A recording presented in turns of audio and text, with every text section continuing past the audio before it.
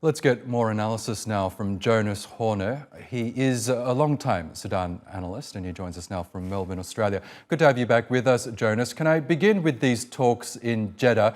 Both sides have made it clear that they're only there to discuss a potential humanitarian corridor. We've got reports that progress hasn't been made so far, but are you hopeful that they can at least agree on a humanitarian truce?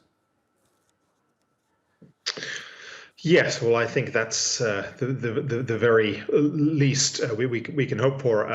The sides both continue to exist in a very existential fight with each other, and so I worry about the health of any humanitarian truce because none of the ceasefires or pauses in fighting have really held to date. There have been 6 of them, and none of them have held in any meaningful way. So we do hope that there is increased access for humanitarian actors to Sudanese. Many of them have left the key areas of fighting, Khartoum especially.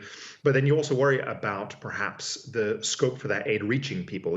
For example, there had been a really substantial shipment, a ship at Port Sudan of the World Health Organization that had a lot in the way of medicine and medical support that had been stopped there for quite a few days and had not been allowed really to unload because there is some confusion about who the authority is. And I think that is that administrative aspect. It could be one of the main problems here because both of the sides will want to direct exactly where that aid is going to go. Yes, and in the meantime, a truce is still in place in Sudan. It's due to expire on Thursday, but as we've been hearing from our reporter on the ground, fighting is still continuing. Both sides really don't seem to be interested in ending the conflict anytime soon. Do they believe that one of them will eventually prevail, and is that likely to happen in the near future? Certainly not in the near future. And really the key problem of this conflict is really that both sides continue to believe that they can win.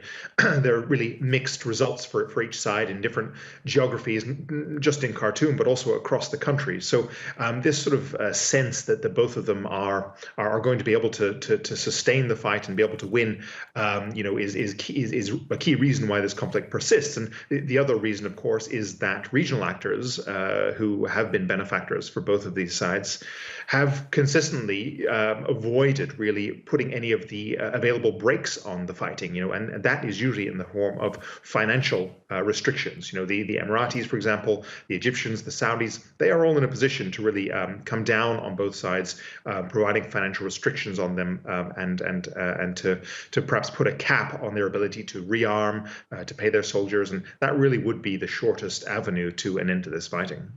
And of course, there is a lot of hope as well that these talks in Jeddah might even lead to a longer-term truce. That could be in the form of some sort of a power-sharing arrangement, perhaps. Is that a likely prospect, that the two can actually share power so that the fighting can stop? Well, I think for most Sudanese civilians, that really is a worst-case scenario.